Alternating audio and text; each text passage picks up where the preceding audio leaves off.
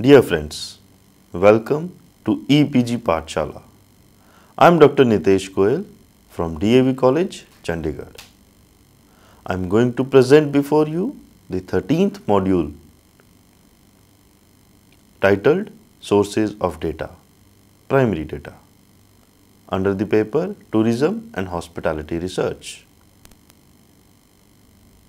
Dear friends, after the completion of this module, you will be able to understand the meaning of data, identify the various types of data, understand the methods of collection of primary data along with its advantages and disadvantages.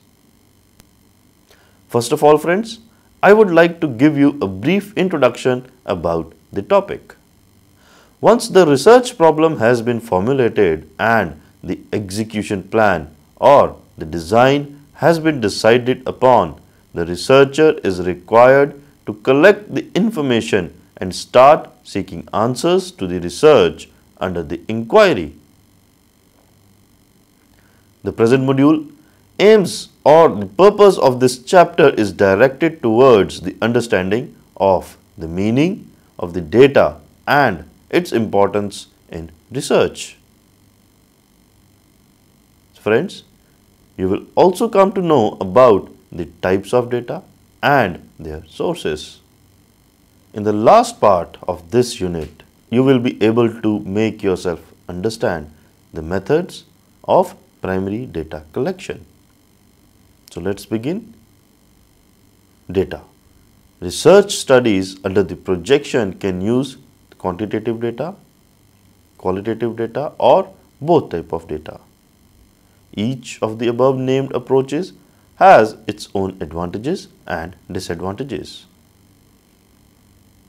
Data actually refers to the distinct pieces of information usually expressed in a special manner. Broadly referring to, data in its plural form means datum, a single piece of information. There can be different types of data like observational, experimental, simulation, derived or compiled, and the reference data. Now, why it is important? Determining the sources of data is one of the most important steps in conducting a research. Sources of data can be classified into primary and the secondary sources. A primary source, also known as first-hand information, includes all the data that is closest to the information or concept being examined. A secondary source, also known as second-hand information, is the data that relates or discusses information actually presented elsewhere. In the primary source, the researcher would have collected the data directly from his own observations and experiences. However, if the researcher uses sources like research papers, journals, periodicals, and encyclopedias, he is said to have used secondary sources of data.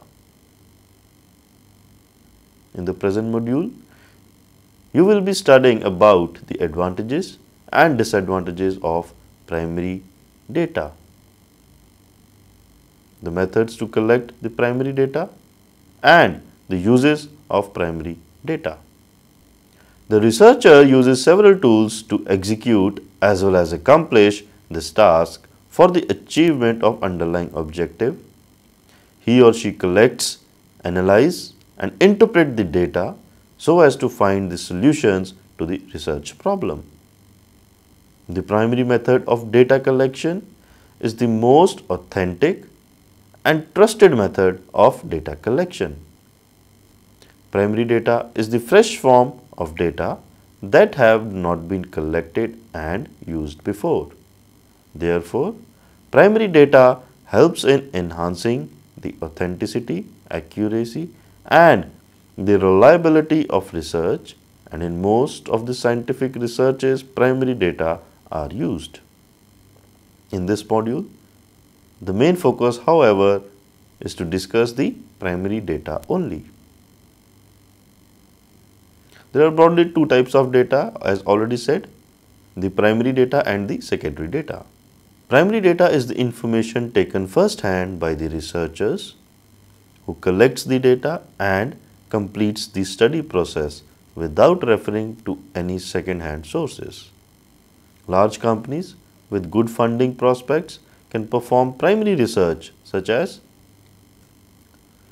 surveys, face-to-face interviews, social media surveys, polls, feedback, analysis of customer feedback, getting responses via email, etc.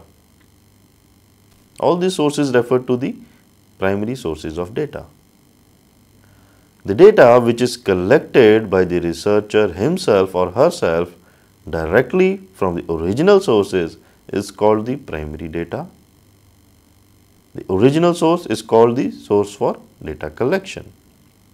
For example, data collected by the researcher to understand the impact of children on the buying habits of parents in terms of mutual relationship of parents and children, age factor, education level, brand loyalty, brand awareness, etc.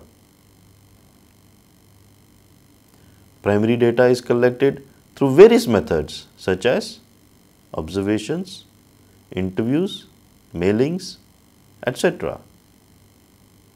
Now let's see what are the different advantages of primary data.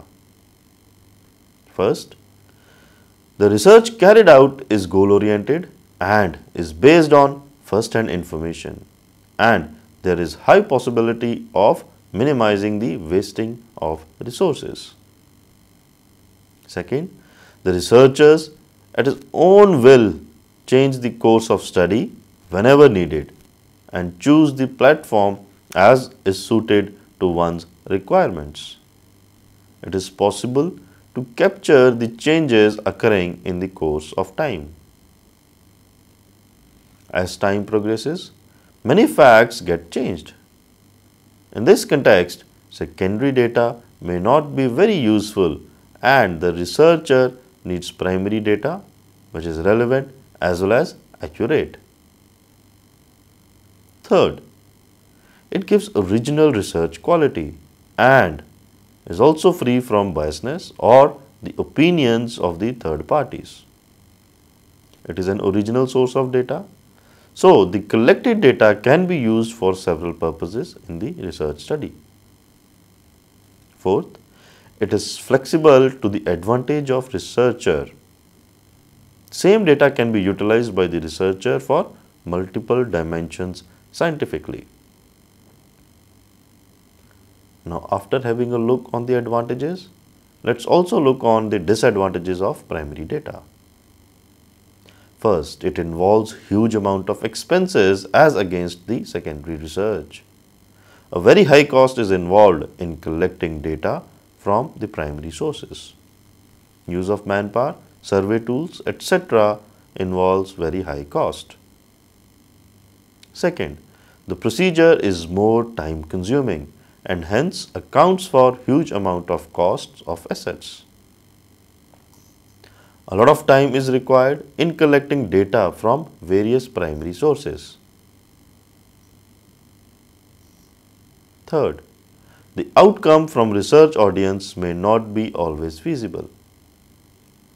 Fourth, it requires extensive research personnel who are skilled. Availability of skilled people for research work is also a big challenge in research study at any place. And finally, it is quite difficult to actually administer. Now, what are the different methods of collecting the primary data? Researcher uses original sources to collect the primary data. So, in this regard, the researcher collects the data according to the needs of the research. He collects the data according to the suitability of data, timeliness of data, and the need of the data. It is true that the primary data collection is a costly affair as well as time consuming. For many types of social sciences research, secondary data are not available. Therefore, it becomes difficult to conduct the research furthermore. In a situation where the available data is not pertinent to research study or available data are inappropriate or obsolete, primary data have to be collected. Various methods can be used to collect the data for the research study. A method is, however, different from a tool. The mode or way of gathering the data is known as the method, and the tool is an instrument that is used for that very method. So, the first method is the observation. Observation is a popular method of data collection in behavioral sciences. Under this method, the researcher personally collects the data in order to carry out the research at hand. If the data which have been collected through observation is free from biasness, then the data that is collected through this method acts as one of the most reliable form of information available at the hands of the researcher. Observation refers to the monitoring and then recording of the behavioral and non-behavioral activities and conditions in a systematic manner so as to obtain the information about the phenomena of interest for the study. Now, what are the advantages of observation? First, this is the only method that allows for collection of data in natural settings. Second, through observation, not only the verbal but the non-verbal behavior can also be observed and recorded. It allows for in-depth study of the phenomena. Third, in an observation survey, there is no time elapse between the occurrence and the recording of the behavior. Both of the tasks, that is, the occurrence and recording, are done simultaneously. Observation is a flexible method of data collection and is especially suitable for studying the social processes in depth over an extended period of time. Fifth, the observation method is particularly used in a situation where the respondents are either unwilling or unable to give the information. Now, let's take on some of the disadvantages or the limitations of the observation method. In case of observation, the phenomena which is to be observed not occur for a long time or it may occur sporadically. This makes it a very time-consuming and expensive method. Second, when observation is being done in natural settings, the researcher has little control over the variables that affect the data. Third, the analysis of data collected through the observation method is quite cumbersome. In the cases of structured observation, an observation checklist is already available. Hence, data can be thus easily analyzed. But when the observation is unstructured, then it becomes quite difficult, or rather very difficult, to quantify the relevant collected data. It has been seen that many a times the observer gets emotionally involved with the subjects. In such a situation, the research is infected by the observer's bias. The margin for interpretive error is greater in case of observation than in interview or questionnaire or some other method. The behavior recorded or observed is interpreted differently by different people. Wherever disguised observation is used, it raises the question of ethics. That is it appropriate to record or observe people without they being aware of it? In certain situations, it is difficult for an observer to gain entry into the study settings. For example, an organization may not allow an observer to record its workers' behavior. Observation method cannot be applied in a situation where the size of the sample is very large. Now, the second and one of the most popular method is the questionnaire and schedules. Questionnaire method of data collection is one of the most widely and extensively used technique, especially in case the study is being conducted at a large scale. This method has been adopted by every type of researcher, whether he or she is an individual, an organization, whether private or government, or any such research agency. Under the questionnaire technique of data collection, a specified set of questions is sent to the persons who have formed the part of the sample, which are also called as respondents.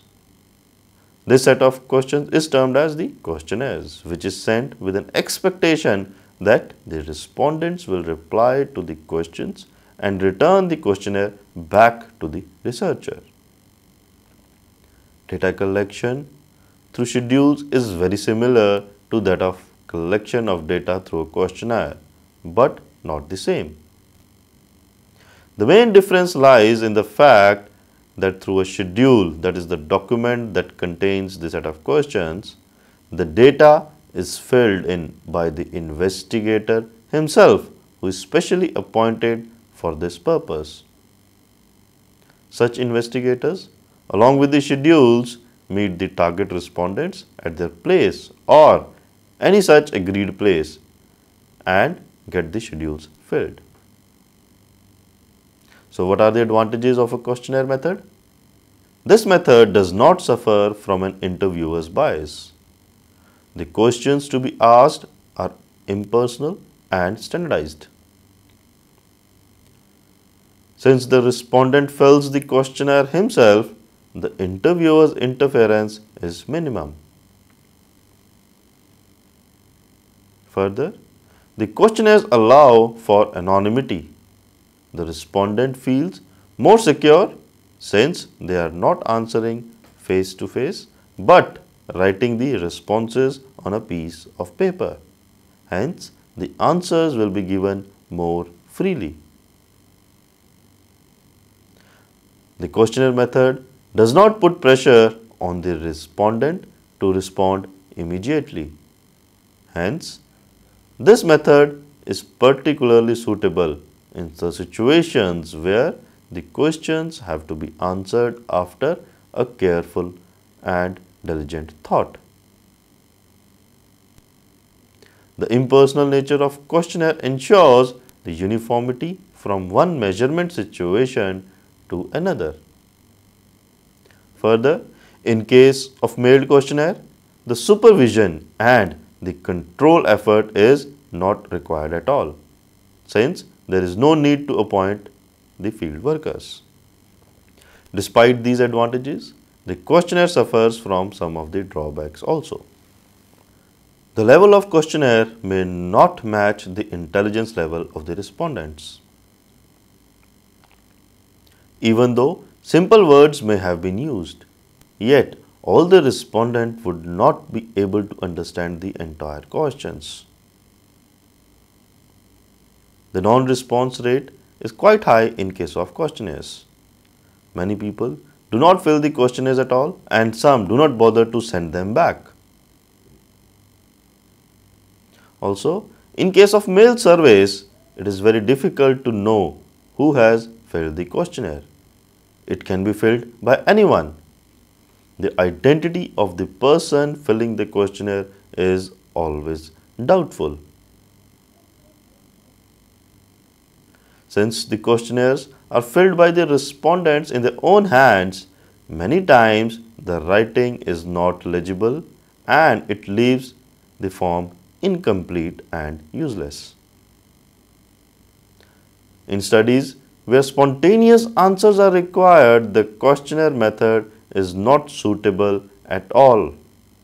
The researcher has to accept the responses as they are written. The questionnaire method does not allow the researcher to clear the ambiguity in replies and check inconsistent answers.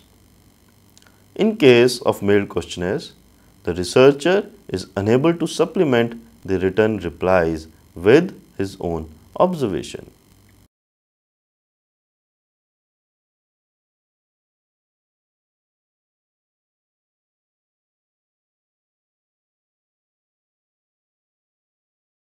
This is the interview method.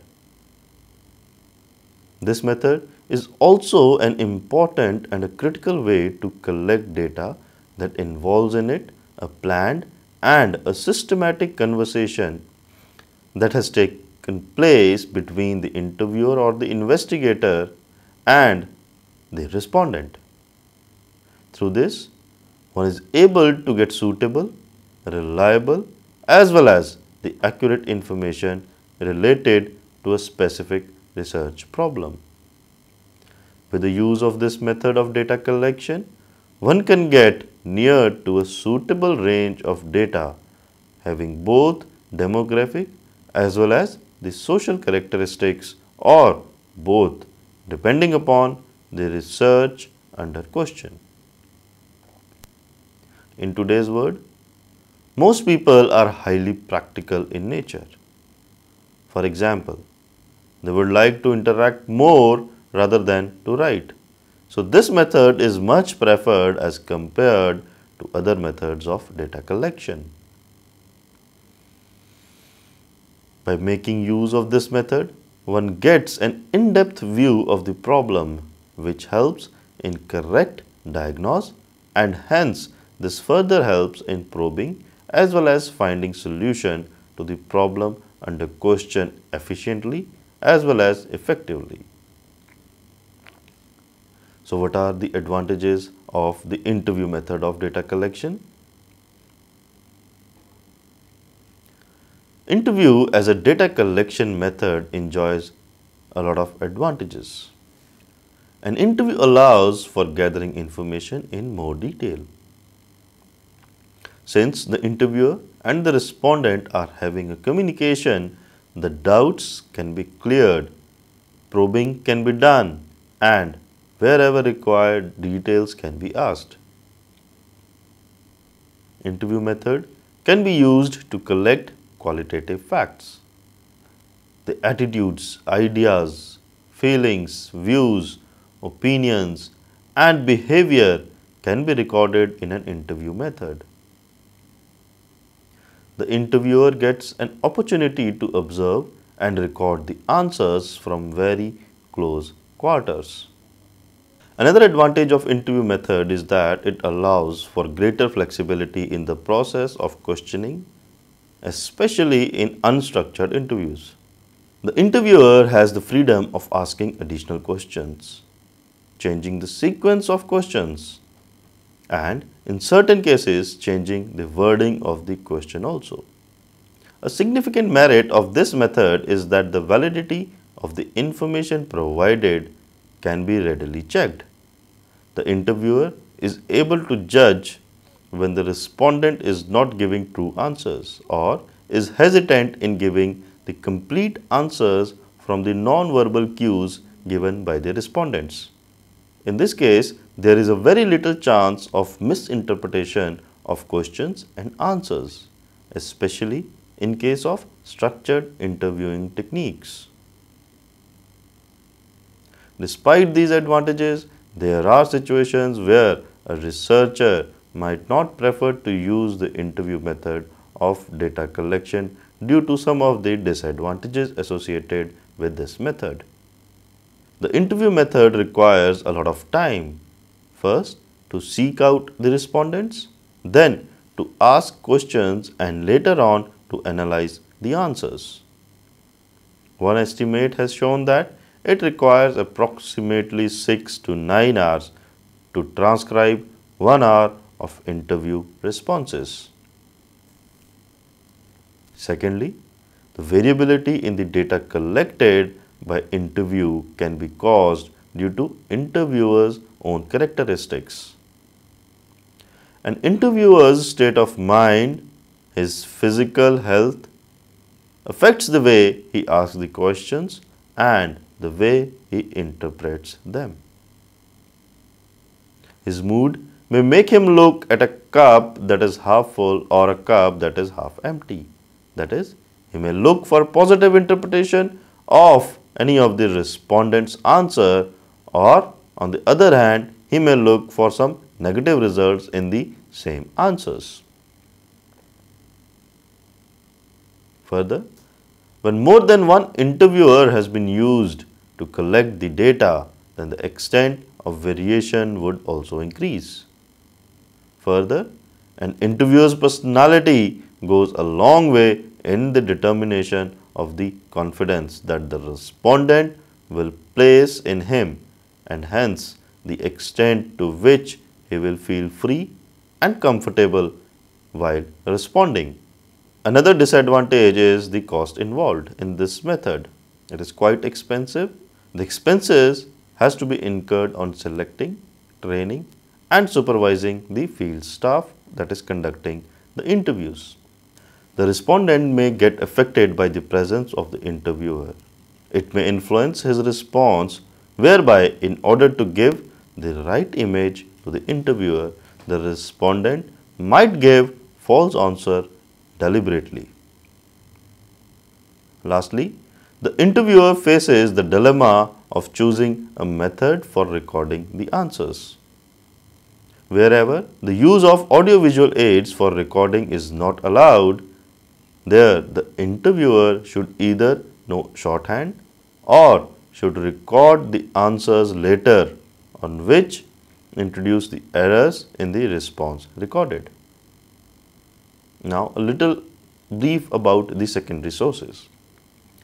The type of data can be referred to be secondary in nature if the information provided by the data is not related to the purpose of the research project work. That is, secondary data relates to that kind of data collection in which data has already been collected but is not according to the research purposes but has been collected in general sense. Secondary data is readily available and the researcher himself has no control at all over the shape of the data as it has been collected by someone else. This type of data is basically referred to as the second-hand information. That is, the data that has been collected, compiled and presented in the past by the others and hence can be used as per the requirements for carrying out the investigation procedures. So friends, let's summarize the module. The data is one of the most important and vital aspects of any research study. Researchers who carry out the research activities in different fields of study can be different in their methodologies or the procedure, but every research is based on data which needs to be analyzed and interpreted to derive some meaningful results or to get information from it. It is the information that is taken first hand by the researcher who collects the data and completes the study process without referring to any second hand sources. In a situation where the available data is not pertinent to the research study or the available data are inappropriate, obsolete, the primary data have to be collected. The various methods of primary data collection and their respective advantages and disadvantages have been discussed in detail. Thank you.